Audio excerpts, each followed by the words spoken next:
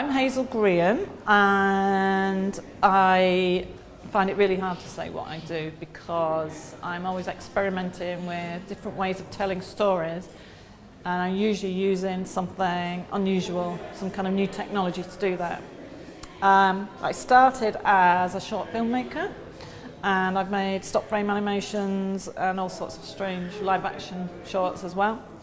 And then I moved into making interactive stories, so that's putting short films online plus lots of other content for people to play with. And then I've just spent a year at Aardman Digital, and now I'm thinking of other things to do again.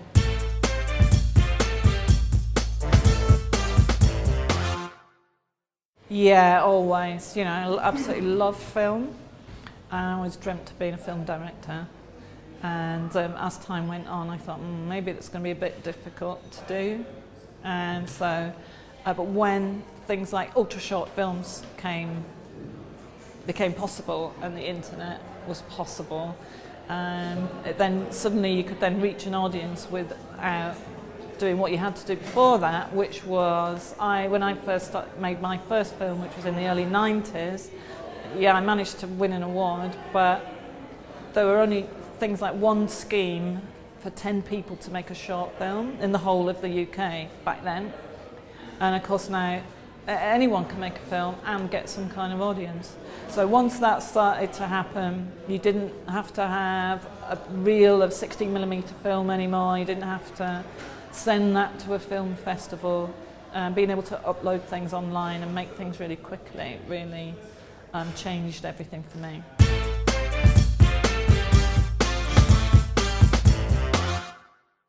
I've always had a great love for small films, probably because they were the first animations that I saw as a child, and they're so magical. So that's Oliver Postgate and Peter Firmin's films that they made in the 60s and the 70s. Because they were homemade and they're not kind of ultra polished, it makes them even more magical, I think. So we're talking. I think my favourite might be Poggleswood, which is a bit more obscure. A lot of people, know the clangers and bagpuss and all that kind of thing. But that's, I think, maybe the things that really touch you when you're a child stay with you for the rest of your life. And to be able to make things come alive through animation is a bit like creating that magic again. So Oliver Postgate's dead now, but if I could work on anything, I would work with them.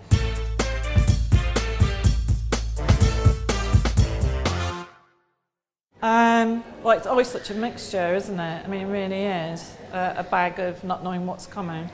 And the more short films you see, the more kind of critical you get of what's working for you and what isn't. Pretty soon 10 minutes can seem like an agonising lifetime. So I'm really keen on films that really make the most of a small amount of time and really give the audience the gift of that time rather than boring them and being self-indulgent. And they're quite rare, actually, with all the films that are on. There's not many that pop up yet, so I'm waiting for those gems to pop up. I'm speaking on a panel on tomorrow, that's Saturday, about making very short films.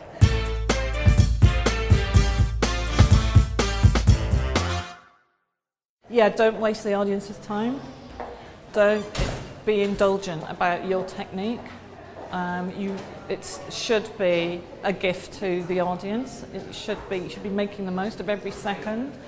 Not all stories are kind of wham bam and dramatic. Sometimes they're they're poetic and they move slowly. That's good, but don't have any extra stuff in there that's not needed. And take your story and try and say it in 10 seconds first. And if there's stuff that's not in there, is it needed? That's what I would say.